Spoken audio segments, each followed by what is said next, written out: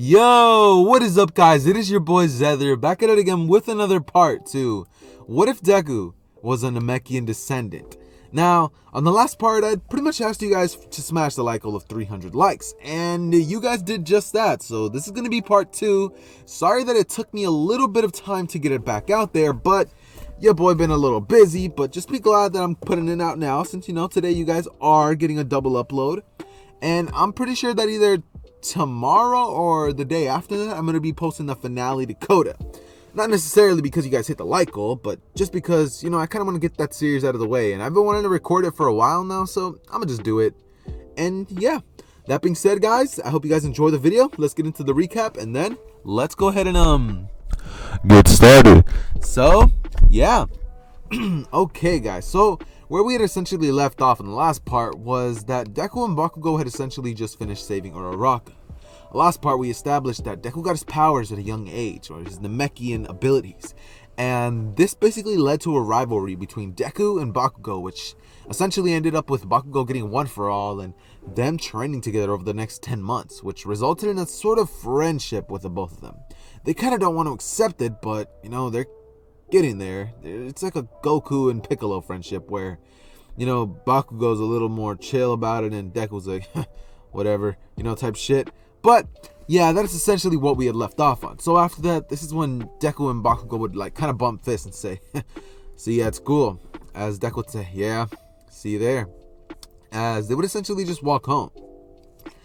I'm not even going to cover any of this since nothing really interesting would happen. Deku would celebrate with his mother, and that is essentially all that happens. I'm going to go ahead and skip to the very next Monday, where we all know Deku would have gotten his acceptance letter, been told that he got 476 points, and yeah, that's essentially what ended up happening there. As well as Bakugo getting his thing, getting told that he got 369. Nice. And yeah, that's essentially what happened there. So we're going to go ahead and skip on over to when Bakugo and Deku were walking over to UA. As soon as they're walking, Bakugo's like, what the hell are you doing here, Deku? He's like, go walk on your own. As Deku would say, come on. I mean, this is the quickest path. As Bakugo would say, guess you're right. As he would say, so, we cool now? As Deku would look at him and chuckle as he said, I thought we've been cool, Bakugo. As Bakugo would proceed to just get like, yeah, I guess so. As Deku would look at Bakugo and they would proceed to chuckle at each other as they would say, looks like our rivalry has taken us somewhere else other than the principal's office. As Bakugo would proceed to pretty much start laughing as Deku and Bakugo would just chuckle and walk off to UA. When they arrived, they would pretty much see the huge-ass doors. They'd be thinking that, what the heck is there in there, giants? As Deku would say that it doesn't matter, he could just turn himself into a giant and body them regardless. As they would both walk into class, Bakugo actually, having a percentage of one for all that's pretty damn high. And yeah, so that's essentially what we're going to be doing. At this point, Bakugo has a percentage of one for all of 45%, like I had said on the last part. So yeah, Bakugo's pretty damn stacked in this version. He's pretty damn strong, but Deku still takes the cake. I mean, he is a Namekian after all. Well, not a Namekian, but a Namekian descendant with their powers. So yeah. Alright, so with that being said, now we're going to go ahead and cut on over to when they arrive in class. Once they get in there, they pretty much see what's going on in there. As Deku and Bakugo would sit in the back. Now when they're sitting in the back, Deku would notice that there's this orange-haired girl. As Deku would look towards her direction and she'd be looking at him, as they would be pretty damn close to each other's faces. As Deku would say, hi there, what's your name? As she would say, my name is Kendo, nice to meet you. As they'd begin to start talking a little bit, and yes, this is going to be Kendo's ship, I realize I haven't given her enough love, so I decided I'm going to throw her into class 1A, and instead of just giving her the quirk big arms, I'm going to give her the quirk to pretty much gigantify any part on her body, whether it be her feet, her arms, anything on her body, she can make it grow, and she can grow herself kind of like Mount Lady too, except just not to that great of extent. She's like 2 times smaller, so yeah, she's a little more helpful when it comes to being a hero. So yeah, that is essentially how her quirk is going to be working in this version. And Mineta, well, Mineta never got accepted, or if he did, he went to 1B, which he's probably just going to get expelled from there, I mean, regarding his behavior. So yeah, this is when Aizawa would proceed to wake up, as Uraraka walks in the class and she's like, hey, you're that kid who saved me. As I would say, oh yeah, it was no problem. As this is when Aizawa would stand up and say, if you're here to make friends, I suggest you leave now, doing his usual shtick. This is when Deku and Uraraka would pretty much look over at Aizawa as they're like, who the hell is he? As he gets out of the sleeping bag and says, my name is Shota Aizawa. I'm your homeroom teacher. Put these on and meet me outside in the training grounds in 10 minutes. As Aizawa would walk on out there, as everybody would just be looking at him, but Deku and Bakugo would walk out as he says, you guys need to be more like those two. They actually listen to what I say. Now hurry up and get your things on. As Uraraka would say, but what about orientation? As Aizawa would look towards her and say, we have 3 years to make you guys into heroes. We don't have time for that crap. As she would say, okay, understood. As she would proceed to walk off. This one, Bakugo and Deku would begin to chuckle at the rest of the class, and Bakugo would chuckle at Uraraka, saying that she probably should have just joined them. As Deku would say, yeah, I guess, but what can we do about it? She decided to do what she did, so yeah. As they would pretty much go into the changing room, Bakugo and Deku would be fucking ripped. As Kirishima would notice this, and he would say, holy shit, man. God damn, what do you guys do? As Deku and Bakugo would say, we train. We train together every day. We fight. As Kirishima would say, holy crap, man. Can I join y'all one day? As Deku would look at Bakugo and he'd say, sure, what's your quirk? As Kirishima would say, hardening, as he would harden himself. And Deku would say, that's kind of badass. As Kirishima would say, yeah, what's your quirk? As Deku would say, well, I don't exactly have one power. I have a lot of them. As he would say, what? You have multiple quirks? As Deku would say, no, I have one quirk, but it pretty much gives me multiple abilities. As he would say, oh. And Bakugo would say, check these out. As he would use his explosions, as they would be pretty damn big, as he would say, I have an explosion quirk. As the girls on the other side would pretty much begin to talk about the boys in UA, talking about who's the cutest, as Momo would be like, yeah, Todoroki? Yeah, I'm a slobber on that man. She's trying to hit the... She's trying to study with Todoroki. As for Kendo, she'd be like, he's cool and all, but I'm more worried about Deku, that guy. Or Izuku.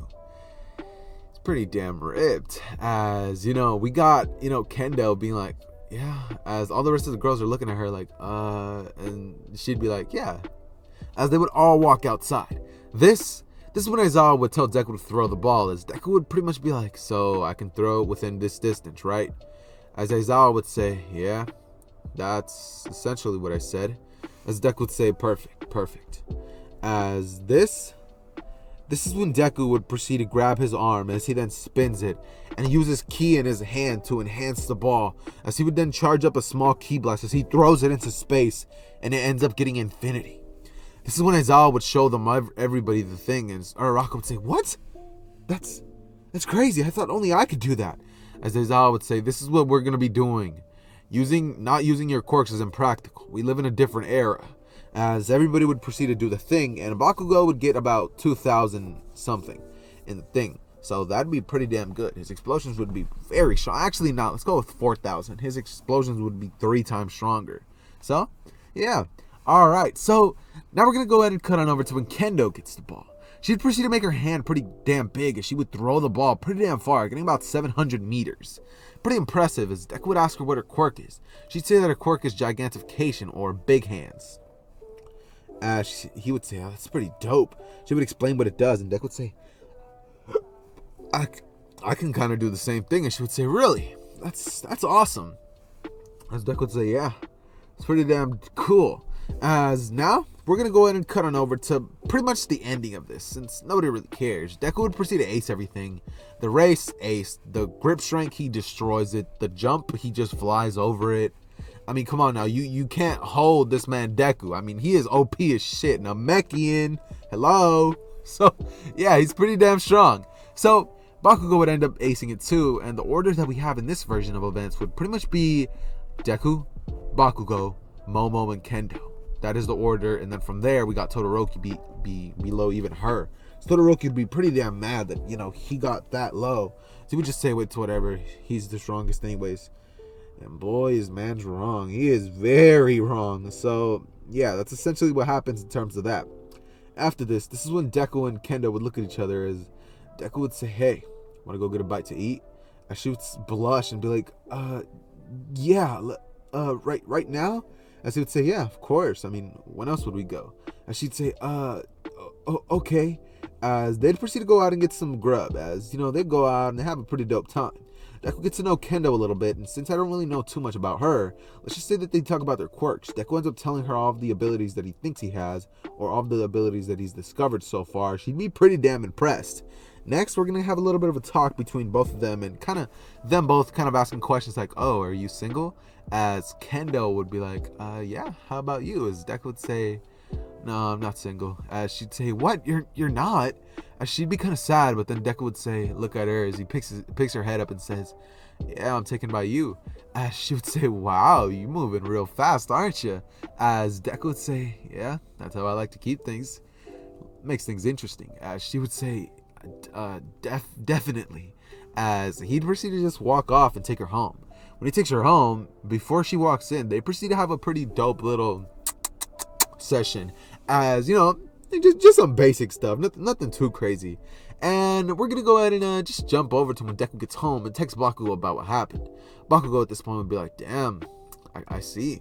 As, they would pretty much just talk about it for a little bit, as they would then proceed to ask each other if they want to train. For the next 2 hours, they'd begin to train on their quirks and just kind of have a little bit of a sparring session like they do every other day. Deku would end up winning, but Bakugo would definitely have put up a decent amount of a fight. So yeah, Deku's pretty damn well. By this point, we're going to go ahead and have the very next day come around, which is going to be the heroes versus villains. This is pretty much going to go you guys expect, with All Might busting through the door saying that he is here, and the students be like, All Might. He would then proceed to introduce them all to the costumes, as they would all be like, wow, these things are amazing. As All Might would say, yeah, they're pretty damn dope. As they'd all proceed to get changed, and Deku's outfit, he's repping the Piccolo. He's repping the Piccolo outfit. He's repping the Piccolo outfit. And I'm just going to say it. He doesn't exactly have the head thing, since I kind of don't like that part. It kind of looks ugly. But he definitely does have weighted clothing. The clothing that he wears for this is heavy. It's really, really, really heavy. It's like 100-pound clothing for each. 100, 100, 100. The wristbands are 200. And Deku's, yeah, he's wearing a lot of weight on him, since he is pretty damn buff, so he can handle it. So yeah, in terms of that, now we're going to go ahead and speak on Bakugo's costume. His would be the same, and Kendo's, hers would be a little tighter than you would think, with the ability to stretch out and pretty much let her grow. In terms of the battles, we would then cut on over to a pretty dope battle, I do say so myself. Deku and Kendo versus Momo and Todoroki. As soon as everything starts, Deku would look at Kendo as he would say, what's the plan? And she'd say, well, I don't know, but from what it looks like, that girl has the ability to create things out of her body. As he would then say, and that kid, he seems to have an ice quirk. As they would say, okay, here's the plan. As Deku would say that they're going to fly up to the top floor and surprise them from below. As Deku would basically have that pretty dope idea. As she'd say, yeah, that works. As she would proceed to get flown up by Deku as they scour around the area, as Todoroki and Momo are looking towards the door. Not really thinking that Deku and Kendo could even, do anything other than that. As Todoroki would flash freeze the building, except for that room, since he doesn't want to kill Momo. And she would create a pretty warm blanket, as she would just wrap that around herself. This is when Kendo would bust in through the window, as Deku would throw her in there, and she would begin to rush at Momo. Right as that happens, though, Todoroki creates a wall between them, and Deku jumps in there and uses his arm ability to stretch them out, grab Todoroki, and pull him into him.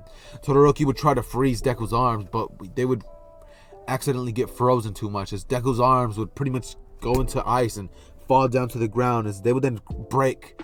Todoroki would be like, I'm sorry. I didn't mean to. As Deku would say, my arms. As he would then say, just kidding. New arms would grow back, as Todoroki's just like, what the hell? As Deku would then point his hand at him and blast a ki blast at him. As Todoroki would go in flying straight through 2 walls. As Todoroki would be taken out by that attack, and Deku would rush at the bomb, grabbing it and securing their victory. Momo would have gotten one-shotted since she was over there wrapped up in a blanket by Kendo, so yeah, that's essentially how that pretty much goes down. And in terms of what's happening next, Kendo and Deku would proceed to just talk a little bit, and this is when she would ask if he wants to hang out, but Deku would say that he actually was going to go train with Bakugo. Asking her if he wants, she could tag along. As Kirishima would say, you guys are gonna go train? Can I come too? As Deku would say, yeah, I don't see why not. As Uraraka would say, you guys are gonna go train? And she'd be looking towards Bakugo's direction since that's the one that she likes. So she'd say, can I join you guys? I want to train with you guys. You guys seem pretty strong. Maybe you guys could teach me a thing or two. As Deku was about to say no, but then Bakugo cuts in and says, yeah, you can come with us. As Deku looks at Bakugo and says, huh, alright then. I see you. As Bakugo would say, shut up. As they'd proceed to essentially just walk on over. As they'd begin to just train, and this is where Deku and Momo would have a pretty dope battle. Momo would turn himself into a giant. As Deku sees this, he would fly around her, telling her that form isn't the greatest to use in combat. She could grow herself, yeah, but it makes her movement slower. That's why Deku doesn't use it. As she would say, what? You can... As Deku would proceed to grow into his great Namekian form. As Deku was just the same height as Kendo, as he then puts his hand on her shoulder and slams her down. She'd begin to say, what the heck? How are you this strong? As Deku would say, I work out. And this is going to be your training to use your power as efficiently as possible. As Deku and her would begin to train in combat, and she would definitely get a couple of hits in since she does martial arts training. She's not just a big-handed girl. She's pretty intelligent as well, and Deku would definitely take bat an eye to that, so he would definitely, pay attention to Kendo. In terms of what happens next, Bakugo and Kirishima would have a little bit of a battle as Uraraka's watching, and she'd be pretty much trying to do a little bit of combat training herself, watching Deku and, Kendo fight. She would ask Bakugo if he could train her, as he would say that as he would teach her movements for a little bit, as Kirishima and Bakugo would pretty much fight, as Bakugo every now and then just teaches Uraraka something. Bakugo would be trying to get Kirishima's hardening to go to the next level, and after an hour, Kirishima was pretty much pooped, so yeah, he had to go home. Now, we're going to go ahead and cut on 1 week. After 1 week of them, 4 of the 5 of them actually, since it's Deku, Kendo, Uraraka, and Kirishima, pretty much training together. As now, we're on the day of the USJ attack.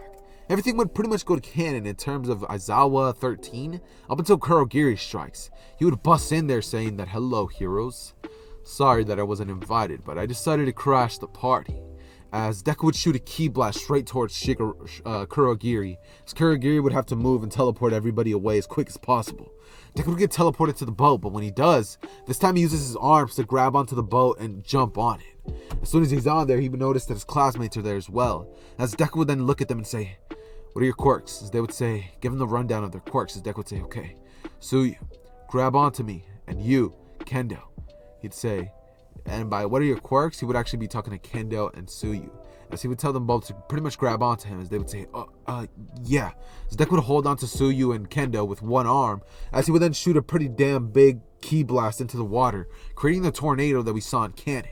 This time, since there's no sticky balls, it's not quite as effective, but definitely gets the job done, so yeah. In terms of when they land, they would pretty much see Aizawa getting his ass beat by the Nomo since he had just finished taking care of the villains. This is when Deku would tell them both to get out of here, as he would say that he's going to handle this. And Suyu would say, what the heck? Midoriya, I get you're strong, but you can't possibly handle that thing. Look at what it's doing to Aizawa. As Deku would say, trust me, I got it. So he would fly on in there, as Kendo would say, just be safe, as she would run off to the top. As Deku would rush on in there, as Deku would begin to punch the Nomo as he punches it straight up out of the USJ. The Nomo would be shocked as it would jump back in there and try to rush at Deku. Deku would dodge each and every one of its hits, as Deku would then say, you're a pretty feisty one, aren't you? As he wraps his arm around the Nomo. And this is when Deku would begin to charge up a special beam cannon. It would take him about 10 seconds. And in that time period, Shigaraki would get tired of this as he would say, Nomo, you bastard! Kill the brat! As he would then rush at Deku and touch his arm, decaying it a little bit, as it would start decaying and decomposing, coming down to Deku's arm, as Deku would say, oh, no! As Shigaraki would say, now you're gonna die, you bastard! As Deku would shoot to cut his own arm off, as Shigaraki would say, what the hell? You're insane! As Deku would say, my arm! I'll kill you! As Shigaraki's just laughing hysterically, this is when Deku would say, psych, as he would pop out a brand new arm, as he would then wrap it around Shigaraki, grabbing his head and smashing it straight into the concrete, creating a 2-foot deep crater. As Shigaraki would pretty much have been knocked out by that blow. This is when Deku would proceed to fight against the Nomo. That fight would last for about 10 seconds as Deku would pretty much obliterate it with the special beam cannon, shooting it straight at the head since he assumes that that's the weak point. If not, he'll just turn into his giant Namekian form and start crushing him in his fists if that doesn't work. So, the Nomu gets taken down by the special beam cannon, and this is when Kurogir would notice this. As he does, he would then see Shigaraki is on the floor, as he would then teleport him out of there, and they would both get the hell out of there as soon as possible. This is when Deku would proceed to look towards Aizawa, as he would then ask him if he's okay, as Aizawa would look in a pretty bad shape, as Deku would proceed to heal Aizawa. This is when Deku would rush over to 13, as he would heal her too, so this means that in terms of this version of events, there's no actual damage done to anybody. All Might would arrive after hearing the news, since Ida still escaped, and he would then see that Deku handled it all, as All Might would just be smiling at Deku and his successor, Bakugo, since he was taking care of the other villains. He knew Deku could handle those villains, so he would just pretty much go around helping other people that couldn't really handle their villains, so that's what Bakugo was doing. So they would round up all the villains and take down the Nomu this time, having a small piece of his body, discovering that the Nomu, they're just normal people. And after this, they would essentially have a pretty normal cleanup. But in terms of that, this is where we're going to be leaving it off, guys. If you guys enjoyed this second part to What If Deku Was a Namekian Descendant, I'm definitely going to be needing 300 likes for the next part. But with that being said, you guys know the drill. It has been your boy Zether, and I am out.